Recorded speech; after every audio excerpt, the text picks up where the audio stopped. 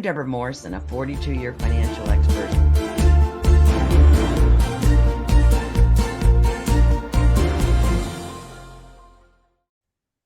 Welcome to the We Can Do It Women movement, where women 50 and wiser step into the spotlight and make the rest of their lives the best of their lives. I'm your host, Debra Morrison, a wealth building expert who has championed financial empowerment for extraordinary women just like you. Yes, for over 47 years, I've helped women secure their financial futures, and now I'm on a mission to ignite a revolution. Yep, showing the world that at 50, 60, 70, and beyond, some of us might be a nickel slower, yet we're all just getting started. And our esteemed guest today comes to us from Great Neck, New York, Belle Gayer. Belle is a writer and relationship advisor, best known for her new book, Are Relationships for Suckers, and sharing long-form relationship advice online, drawn from her many decades of marriage and thousands of answers on Quora and Substack. Belle, welcome to the show. Thank you so very much. Good to be here. You bet. And I'm so glad to have you because you have a whole lot of wisdom between those ears, and we're eager to get in on it. You obviously have a very long-term marriage to Eliezer, or other people know him as Ellie. For over 54 years, you've been married. So this has given you fodder, a lot of it apparently, for so many posts, and you have made quite a presence on Quora. I mean, gals, what is quite a presence?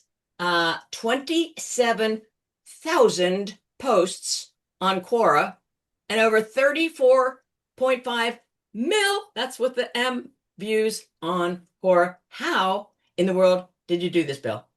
Well, it took me 7 years to do all that. But I decided 7 years ago that I saw so much unnecessary pain, suffering, heartbreak, and the skyrocketing divorce rate. And he and I figured it out.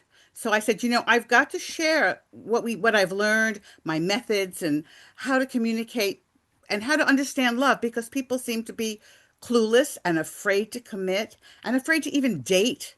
I mean, the world and everybody's connected to their phones, Yeah, people don't even say hello in the streets anymore. It's yeah, very sad. it So I is. thought I had to share that. And that's why I decided 7 years ago to write the book. But I sat down to write it and nothing came out. I went, how do I say this? How am I gonna explain it? So someone at the time said, why don't how about Quora? Go on Quora, answer questions, and that'll give you your basis. And I went, oh, perfect. And so that's what happened. And then I got lost in it. My life was so comfortable. I didn't want to start. If I write a book, then I'll have to go on shows and I'll have to promote it like I'm doing now. Exactly. I Like said, what no, no. happened? Yeah. I said, I don't want to be a celebrity. I'm very comfortable with my life and my garden and my cats and my granddaughter. But I said, I have to share this. It's my tikkun olam, which is the Jewish imperative to repair the world. So it's my legacy to try to help people. And so my book is, the proceeds are going to charity.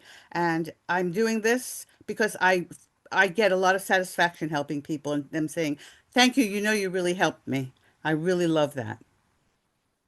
That is a terrific payback for sure. And there's no doubt that you have helped so many people in Quora, and this book will accentuate your impact and your reach.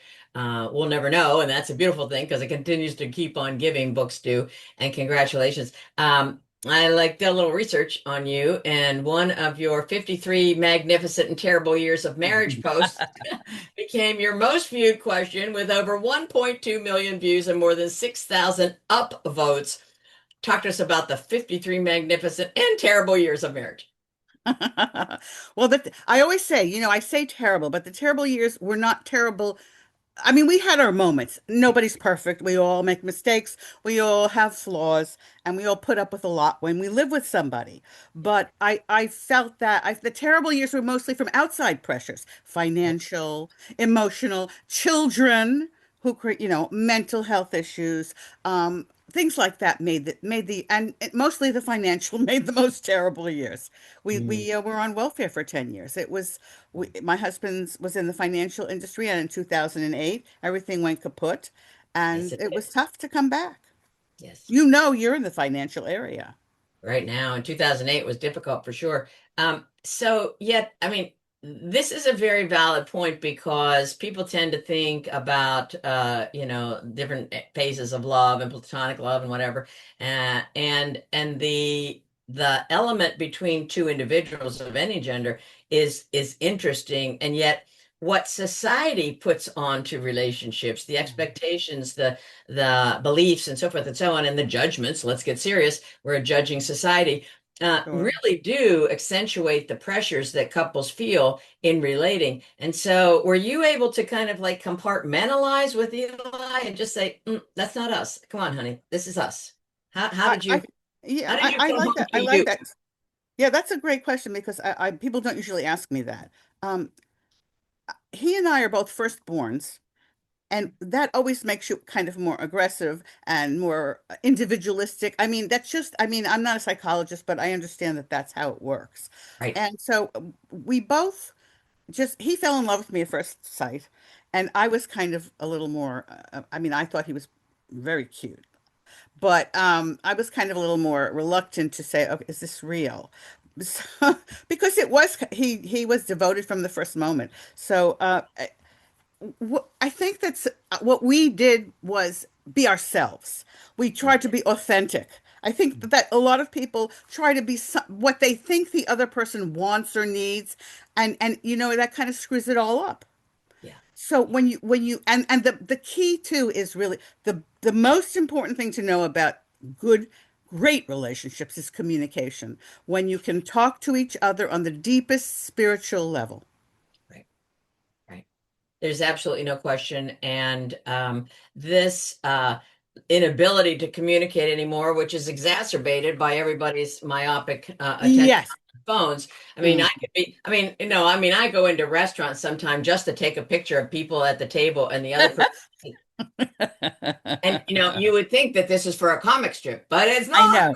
know. But it's real life today. Yeah, yeah. It's Yeah. Yeah. scary.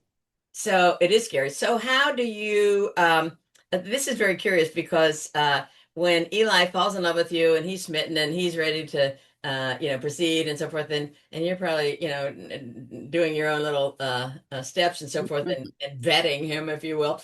Yes. So did that ever, once you then got in and you said, yeah, this is the real thing, did you guys ever like talk about the initial attraction and so forth and how things shifted? Because obviously, somebody, snores, or somebody, eats with their mouth open. I mean, things happen. And Sure, how sure. did you start to be, uh, I'm thinking you started your relationship, but how did you continue to come back to that? We're not perfect, and yet it's really best if we are ourselves. How did you Yeah. come to that acceptance? Because it's not as obvious as you might think. No, that's true. Well, we married after only 4 months. And actually, we probably would have done it sooner, but we had to wait till he was 21 because he didn't have parental consent. That's how New York State was at the time. Yes. Um, I think that the most important thing people don't get is that they don't understand that romantic love has two stages. It has the honeymoon stage, and then it has enduring love. The honeymoon stage is that strong attraction, that I call that the germ of love, or the seeds of love. It's not love. It's That's good. very strong attraction. It's lust. It's appreciation of who and what they feel like to you emotionally, and all those brain chemicals and hormones and sex hormones and oxytocin and all that stuff is going wild in your body, and you that's why people tend to overlook red flags and things like that. But once that dies, that's when real love happens. That's when you really are in love. That's called enduring love. People like to talk about true love, and I go, ugh, no. There's no such thing as true love. That's a fantasy. It's a myth, and written by poets and novelists and promoted by movies and television and social media. But it's nonsense. Enduring love is real, and it can last a lifetime. And we have nurtured it for a lifetime. And the reason is because we recognize that when that beginning hormonal craziness died, that Yeah. that we had something good going, that we had something special going, and we worked on that every single day. It's hard Hmm. work, time, energy, and effort, and small gestures that make for a loving lifetime and nurture long-term relationships. All right, small gestures. Come on, tick them off.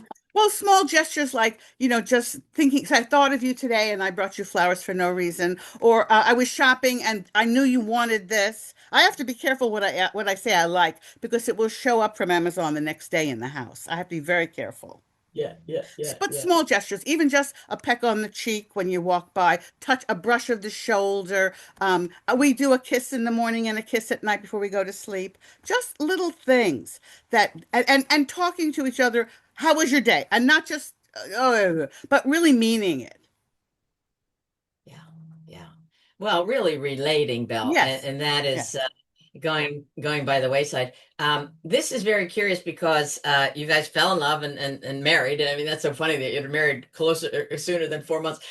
You're born in New York City. You say you tried Brooklyn College. I guess not so well.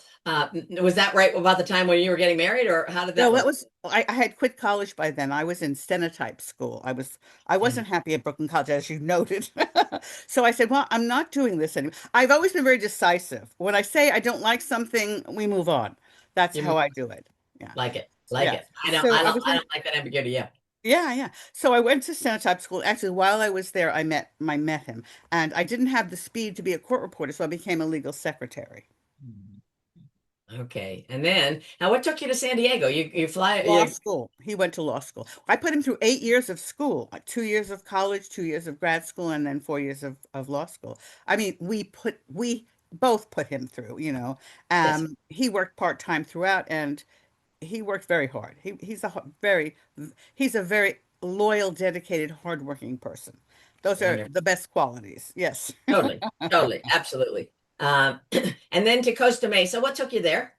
Well, he went to law school in San Diego, and we decided that I was not fond of San Diego. Well, I was never fond of anything about Southern California except the weather and my garden. Yeah. But we went there, and he got a job. He started his own firm, and then that didn't work out so well. So he got a job in Costa Mesa with another law firm, and that's why we ended up in Costa Mesa. And then something drew you back to New York metro area. Yes. Yeah, well, the biggest, I hated Southern California. People, I don't even want to tell your audience about why I hated it. I just hated it. But the last straw was, if you remember, there was a Northridge earthquake and one piece of highway fell down. My daughter and I had driven over that very piece of highway the day before. And I said, that's a sign from God. Let us go home. Right now. Oh, that just gives you the heebie-jeebies. Oh my gosh. Uh, Uh, so you say in between of all of this, the moves and but, you were legal secretary and stage mom for both of yes, your kids. Talk to us yes, yes, about what your kids were doing all this yes, while. yes. My kids are 12, almost 12 years apart, so it was like being a mom to single family child, single child. But yeah, so my daughter, we had a lot of fun, a lot of fascinating, wonderful experiences, met a lot of very interested, talented people. She did a Disney Channel movie. She did a lot of commercials. She was Swoosie Kurtz as a little girl. Yeah, she did a lot of interest, a lot, and she did a lot of her own voiceover. They used to just call and say, "Come do it." She didn't even have to audition. It was great. And then my son did it for a short time, but he was not really interested. So then I started just doing charitable works because Yeah, I couldn't bring myself to go back into an office. right now, right now. And so you have done quite a bit of charity work. That is a lot of faith-based work. And Yes, I'm reading about Friday Sabbath services at an assisted care home. Talk to us yes. about what drew you to that home. Well, we have been very, very active in our synagogue. We had been, and we I went to Hebrew day school. My husband went to just regular class after classes. So I have a very broad education and I like to sing the Hebrew songs and the prayers. So the our temple had some people doing it and the rabbi doing it. And the rabbi kind of was living on the South Shore. We were on the North Shore. So he said, "Well, can you do this?" And so we started doing it with him. And then we ended up just doing it alone. So Mm, it was just a wonderful experience. The people were lovely and very appreciative. mm, mm. Well, I'm sure that your Quora posts illustrate this, and yet there are people that in our viewing audience clearly that are going through tough patches with the relationships, and some to the economic insecurity, the food insecurity, and other things are causing people to be very, very pressured. To your point, Belle, from outside, and so. Yes. How can, or the advice you can give to our listeners as to if they're feeling like, "Ugh, do I need this relationship? Maybe just give it another chapter, right? Maybe do this or that in order to bring yourself back to those I do moments because boy, Right. it's relationship is hard to manage and yet it's really difficult alone for some people. So how do you give people that kind of oomph to get through these whatever they think are Yeah. insurmountable odds? When you those kinds of moments happen though because people are not on a deep enough communication level. Because when you are communicating on a daily basis and you set aside that time for each other to talk to each other about what's bothering you and what's happening in your lives, but it happens. It happens to a lot. So there are moments, changes in your life. You get very busy and outside endeavors, and I understand that it can happen to anybody.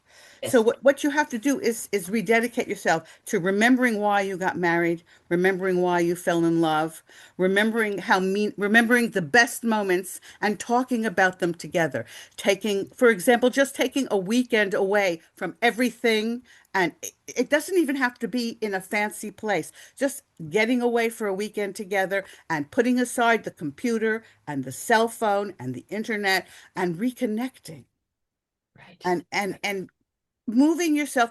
There's a Jewish feeling that there's a duality of human nature. There's a Yetzer HaTov, which is good thoughts and inclinations, and a Okay. Yetzer Hara, which are the bad or evil thoughts and inclinations. And we all have each and every one of us. It's like yin and yang, same idea as the Agree. Chinese, and they fight each other. And the Yetzer Hara, the bad part, can be very overwhelming and very, very, very powerful. You have to activate your Yetzer HaTov and remember the positive things and bring your life to a positive direction. And when you do that, your heart fills with love, and you can take that love with your husband or partner or whatever it is and bring it into the rest of your life. Right, right. There's no doubt in my mind that yours and Eli's love has been a benefit to so many people with whom you've been in touch. So let me just end with asking you, Belle, are relationships for suckers? No, but I got that question from 2.5 years in. Someone said to me, "Don't you believe that relationships are a sucker's business?" And I went, "Whoa, you really think that? Oh my, that's terrible." But it's a great hook because it's provocative. It's a provocative question. And today, with 7 billion people writing a book and 700,000 books on relationships out there, why pick up mine? Well, that's where I got the title from. Well, you are doing your very best to decimate the divorce rate. That's one of your goals. Yes. And you are absolutely a font of wisdom and relationship, staying power and joy and happiness and that enduring love. That is so needed in our lives today. And I'm so Amen. appreciative of yours and Eli's being the torchbearers, if you will, of that Mhm. kind of love. It is very, very, very profound, and I honor and respect you both. Thank you so I, much. I say if we can do it, so can you. That's what I say. There you go. So, how can our readers get in touch with you? How can our listeners get in touch with you to learn more? Okay, my book is on sale on Amazon and Ingram Sparks, but I also have a website, ourrelationshipsforsuckers.com, needless to say, and you can also ask me questions on Quora.com. I'm just put my name in and you got me. Excellent. Well, thank you so much, Belle, for being with us. I've appreciated having this conversation and this little chit chat, and I bless you and Eli in your years going forward. I hope they are many and blessed as they have been. Thank you so very much. Can I say one more thing? Yeah, go right ahead. Oh, I just want to say one more thing. Almost forgot. I see because I'm not doing this for money, but Amazon right now has my ebook on sale for 99 cents, and I would love for people to read it and give me a review. Give me your opinion, what you think about it. Those reviews are so valuable. And remember, Belle's giving the proceeds of those honorarious to charity. So Yeah. you are doing a good thing and for yourself and your relationship and for Yeah. charity and certainly for Belle. Thank you, Belle. Appreciate you. Thank you. Thanks Thank for you. adding that. I'm remiss in not giving you that opportunity. And thank you, viewers, for joining us on the We Can Do It Women show. Remember, I see you. I value you. And your greatest chapter is just beginning. So if today's episode sparks something in you with Belle and her story writing and her relationship, I invite you to check her out on Quora and come over to our Facebook group, We Can Do It Women Facebook group, and join the camaraderie of like-minded women stepping into their next calling. And I invite you to pay attention to your money, and it will surely pay you back because you've got to know I'm going to talk about money at some point. Thank you so much, Belle. Thank you, viewers. Until next time.